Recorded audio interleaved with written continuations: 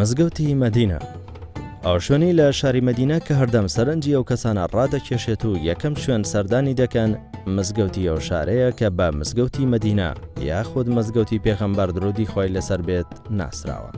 ئەو مزگەوتە بە یەکێک لە گەورەترین مزگەوتەکانی جیهاندا دەنرێت، هەروەها بە دووەم پیرۆزترین مزگەوت هەژمار دەکرێت لە ئاینی ئیسلامدا دوای مزگەوتی مەککە، چونکە یەک نوێژ لە مزگەوتە بەرامبەر بە 1000 نوێژە.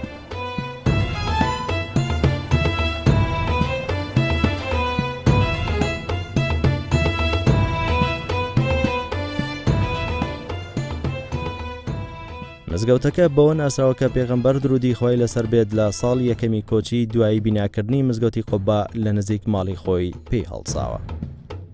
شوێنی مزگەوتی مەدینە دەکەوێتە ناوەڕاستی شارەکە و بەوە لە مزگەوتی شاری مەککە جیا دەکرێتەوە کە حەوشێکی زۆر فراوانی هەیە و لە یەک کاتدا بە ملیۆنان کەس لە دەرەوە و ناوەی مزگەوتەکە نوێژ دەکەن.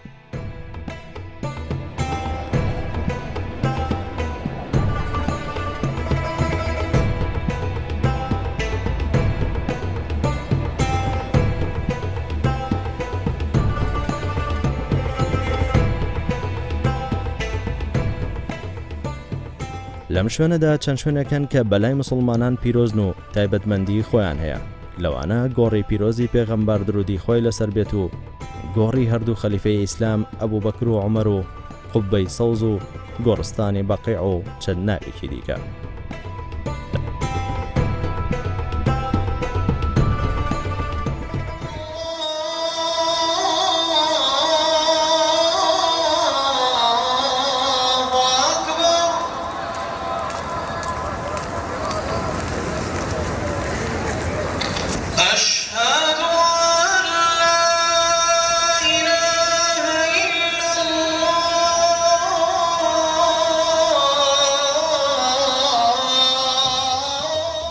لە مزگەوتەدا شوێنێک هەیە کە بە ڕەوزە ناسراوە کە بەپێی فەرمودەکان ئەو شوێنە دەکەوێتە نێوان ماڵی پێغەمبەر و مینبەرەکەی و فەرموویەتی ئەو شوێنە مێرگێکە لە مێرگەکانی بەهەشت.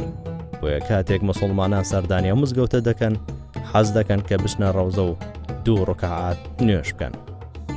شوێنێکی دیکە لە مزگەوتی مەدینە بوونی گۆڕی پێغەمبەرە درودی خۆی لەسەر بێت، بۆیە بەشێکی زۆری ئەو کەسانی دەچنە مزگەوتەکە بەلای گۆڕی پیرۆزدا دەچن و سەلامی لێ دەکەن، چونکە پێغەمبەر درودی خۆی لەسەر بێت فەرموویەتی هەر کەسێک سەردانی من بکات بەر شفاعاتی من دەکەوێت لە ڕۆژی قیامەتدا.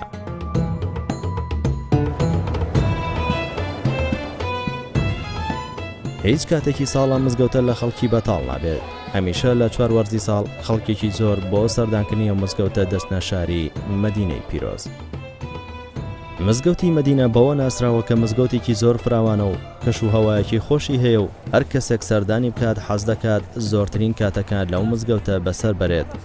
جگە لەوەش مزگەوتەکە بەوە بەناوبانگە کە چەندین منارەی گەورە لە هەموو لایەکەوە دانراون و دیمەنێکی زۆر جوان و سەرنجڕاکێشیان بە مزگەوتەکە داوە. مزگەوتی مەدینە تاکو ئێستا 9 جار نۆشەن و فراوان کراوە. دومایەک جاریش بەر لە چەند ساڵێک بووە کە بە گەورەترین پرۆژە دادەنرێت و بە فراوانترین پرۆژە دادەنرێت کە توانرا بەشێکی زۆری مزگەوتەکە گەورە بکرێت تاکو شوێنی زۆرترین خەڵک ببێتەوە کە سەردانی دەکەن.